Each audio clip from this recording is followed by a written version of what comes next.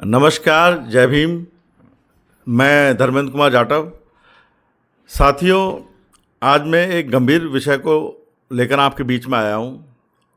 जैसा कि आपको मालूम है, ये बात आप भी महसूस करते होंगे कि बीते एक डेढ़ दशक से हमारे देश में ये रवायत बन गई है कि जब भी हमारे देश को गंभीर जो सामाजिक आर्थिक जो मुद्दे हैं उन पर बहस करनी होती है, चर्चा करनी होती है, रोज़ कोई ना कोई बखेड़ा खड़ा कर दिया जाता है और पूरा देश का ध्यान उस ओर डाइवर्ट कर दिया जाता है। जी हाँ, बिल्कुल। अभी मैं बात कर रहा हूँ जो एक नया विवाद हमारे देश में पैदा किया गया है, बाबर वर्सेस सांगा। और सबसे बड़ी बात यह है कि जो लोग इस तरीके के विवादों को पैदा करते हैं, खासकर जो धर्म की राजनीति करने वाले लोग, वो अभी इन विवादों को पैदा करने के बाद वो लोग अब इसकी जिम्मेदारी किसी अन्य पर डालने के भी प्रयास कर रहे हैं। मैं इस सबसे पहले तो आपको बता दूं कि ये जो विवाद पैदा कैसे हुआ और अब ये कहां तक पहुंचा है और अब इसकी जिम्मेदारी किस तरीके से दूसरों पर डाली जा रही है। तो सबसे पहले तो आप ये वीडियो सुनो जिसमें बताया जा रहा है कि बोला जा रहा है कि औरंगजेब की कब्र को खोदो या अपमानित करो उसकी कब्र को तो इतना इनाम दिया जाएगा। एक घोषणा करता हूं कि जो भी कोई संगठन या व्यक्ति या ट्रस्ट औरंगजेब की कब्र को ध्वस्त करेगा, मैं अपनी जमीन में से 5 बीघे जमीन गांव सिखेड़ा में उस ट्रस्ट को, उस आदमी को दान करूंगा। ये मेरा आज जी, इस तरीके की घटनाओं को या इस तरीके के वक्तव्यों को समय से रोक दिया गया होता तो क्या ये आज जो ये विवाद, ये फसाद यहाँ तक पहुँचा ही होता?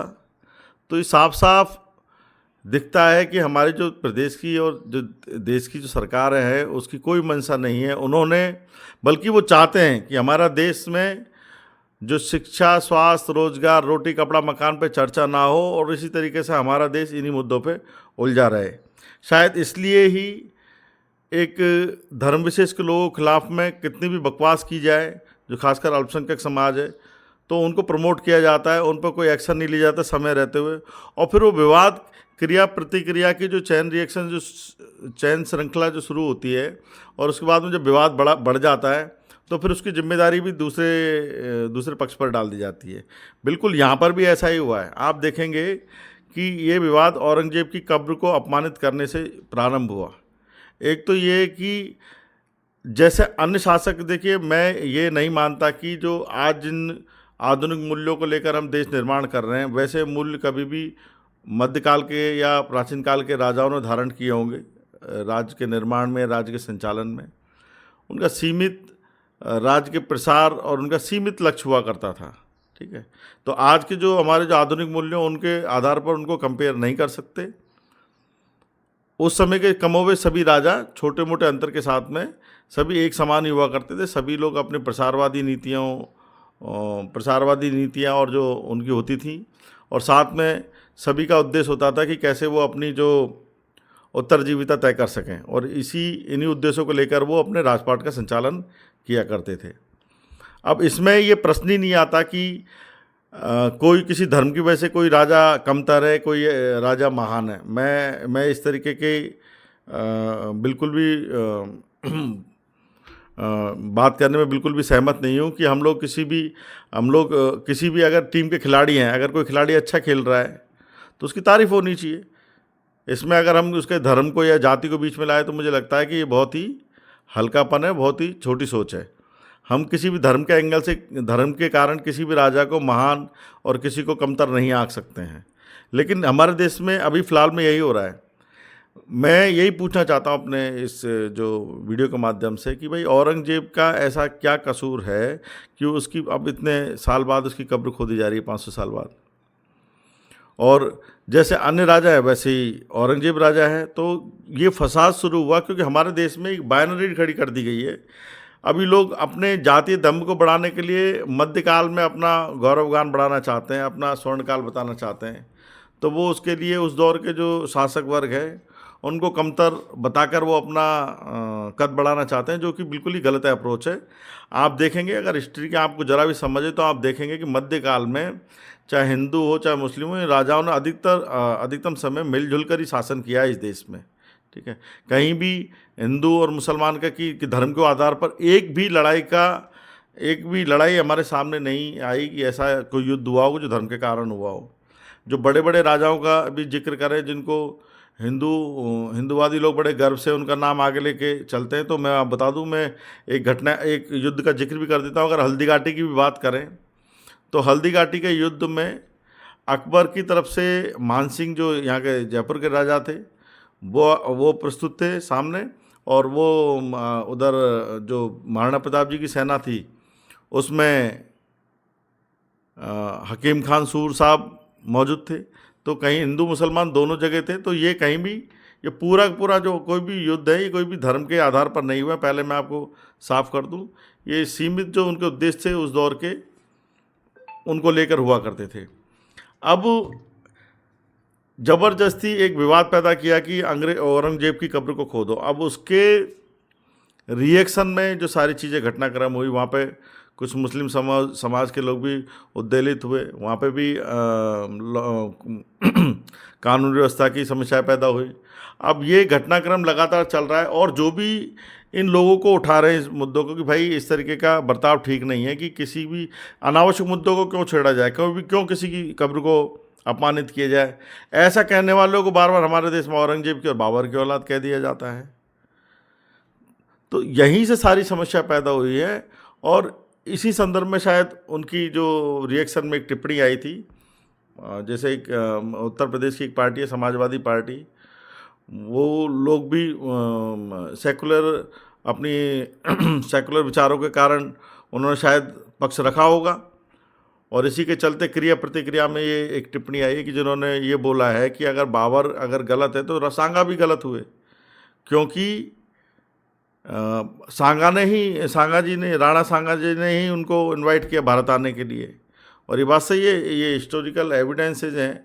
और कुछ समय पहले मैं एक दूरदर्शन पे एक सीरियल आता था भारत एक खोज, उसमें भी यही बात बताई गई है कि राणा सांगा ने ही उनको बाबर को भारत आने के लिए इनवाइट किया।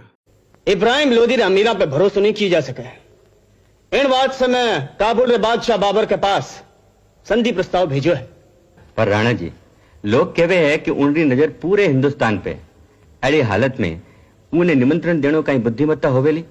अज्जा जी, आपने यह भूलना नहीं चाहे कि वह एक मुगल है और वारी रुचि बस लूट मार में है। बाने लूट मार को माल ले जान दो, माने तो बस दिल्ली न आगरा चाहे बस।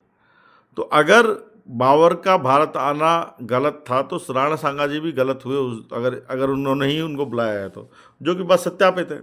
बस यहीं से विवाद पैदा हुआ। हालांकि जिस तरीके की टिप्पणी उन्होंने की और एक दो शब्दों पर लेकर मेरी आपत्ति हो सकती है कि भाई उस तरीके के शब्द नहीं प्रयोग किए जाने चाहिए थे और थोड़ी परिष्कृत भाषा का प्रयोग होना चाहिए था। लेकिन ये जिम्मेदारी एक पक्ष की ही क्यों?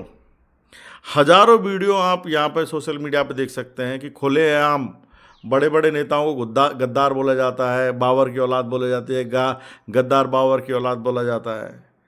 तो ये एक तरफा ही हम जिम्मेदारी क्यों दें?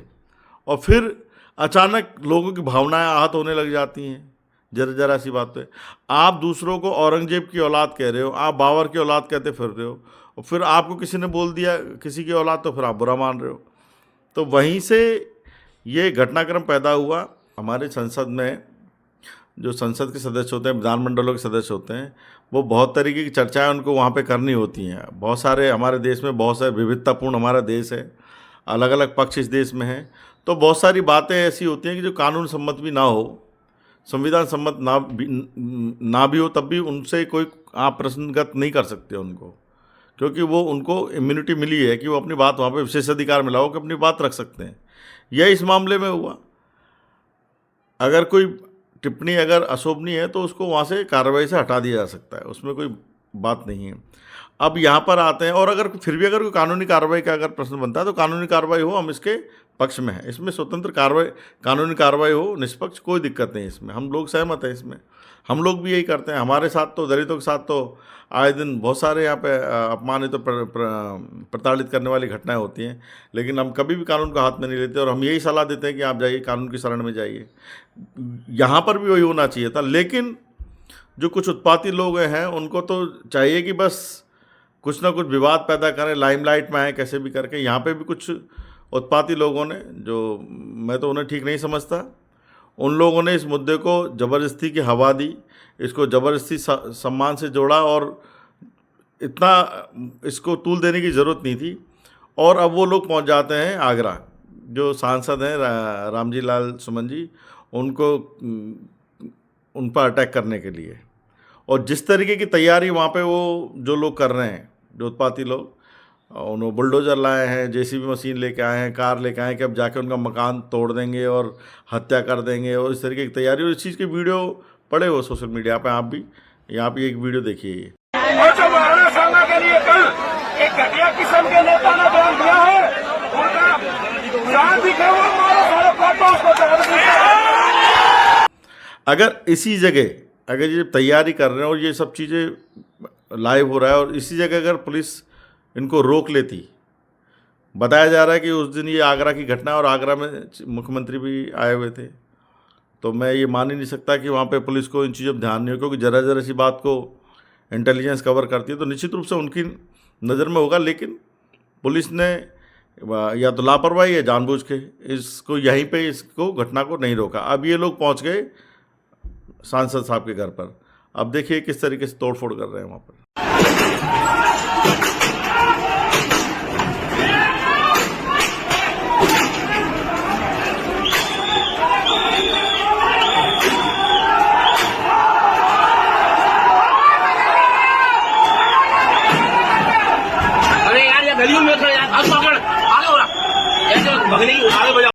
तो खुलेआम जिस तरीके से ये इंसिडेंट तैयार हुआ है कि एक तैयारी, जाने की कोई जंगल राज में रह रहे हैं, कोई कानून का शासन नहीं है, और कहीं ना कहीं ये कॉन्फिडेंस आता है, उन्हें लगता है कि अब उनकी जो उनका जो उत्तर प्रदेश में जो मुख्यमंत्री उनके सजातीय हैं तो उनको कोई एक्शन होगा नहीं। और आप देखिए कि ये लोग वहाँ पर तोड़फोड़ करके आते हैं, बुरी तरीके से गाड़ियों को तोड़ते हैं, पुलिस के साथ हाथापाई करते हैं, पुलिस के ऊपर अटैक करते हैं। एक जगह तो उन्होंने गाड़ी भी चढ़ाई हुई है, आपने इस वीडियो में देखा कि वो बैरिकेडिंग को रोक रहे हैं और वो उसको कार से उसको धक्का दे रहे हैं। इसमें पुलिस वाले घायल भी हुए हैं, लेकिन उनको इस बात का कॉन्फिडेंस है, उनकी सजातीय वहाँ के प्रदेश के मुख्यमंत्री हैं। अब ये वहाँ से सारा तोड़फोड़ करके वहाँ से निकल आते हैं और फिर कार से लाइव करते हैं। वो ये देखिए, इसमें ये सुनिए आप क्या बोल रहे हैं। और ये भड़वा जहां भी मिलेगा ना, माफी राणा सांगा के वहां पर जाके स्मारक करके माफी मांगेगा, माफ करेंगे नहीं वो हल करेंगे, फिर आ रहे दोबारा। प्रशासन का धन्यवाद, प्रशासन ने प्रोटेस्ट किया, ना हमने प्रशासन से कुछ कहा ना उन्होंने हमें कुछ कहा। मीडिया का धन्यवाद, प्रशासन धन्यवाद। लेकिन आपने सुना, ये साफ साफ बोल रहे हैं कि पुलिस का और मीडिया कर्मियों का इनको पूरा इनको सपोर्ट मिला, यानी कि इस तरीके से के फसाद प्रशासन के सहयोग से पैदा किए गए। अब बारी आती है कि आज जब इसमें संसद में जो बहस हुई और इस पर चर्चा हुई, तो इसमें जिक्र किया जा रहा है कि रामजी लाल सुमन जी ने जो भाषण दिया है उसकी वजह से लोग ये भड़की है ये बात, और उसी की वजह से दंगा भड़का है। आप बताइए शुरुआत कहाँ से हुई? औरंगजेब से बात शुरुआत हुई और ये बात पहुँच गई बावर से सांगा, और सांगा जी से लेके रामजी लाल सुमन जी तक। और अभी देश का मुद्दा इसलिए बन गया कि अगर इस तरीके से तैयारी करके, पूरी प्री प्लान करके अगर सांसद के ऊपर अटैक किया जा सकता है, तो यहाँ पर हम लोग कहाँ ठहरते हैं? हमारे देश में ये लगातार एक रवायत बन गई है। हमारे जो हमारी पार्टी के राष्ट्रीय अध्यक्ष हैं श्री चंद्रशेखर आज़ाद जी, उनके ऊपर भी लगातार, वो कहीं भी मीटिंग करने जाते तो उन पर लगातार अटैक हो रहे हैं। अभी वहाँ पे उड़ीसा में पर अटैक हुआ, अभी मथुरा में अटैक हुआ। तो इस तरीके से अगर ये आवाज़ को दबाने का प्रयास करेंगे जातीय दंभ में भर के, तो ये तो ठीक नहीं है। अतः इस वीडियो के माध्यम से हमारा प्रयास है कि सरकारों तक ये बात जाए कि इस तरीके के जो घटनाक्रम जो पैदा हो रहे हैं लगातार, इनको शुरुआत में ही क्यों ना रोक दिया जाए। अगर ये औरंगजेब के समय में औरंगजेब की कब्र को खोदने की बात जब हो रही थी, अगर उन लोगों को पकड़कर उन पर सख्ती से कार्रवाई होती, तो ये इतना बड़ी अभी फसाद पैदा नहीं हुआ होता।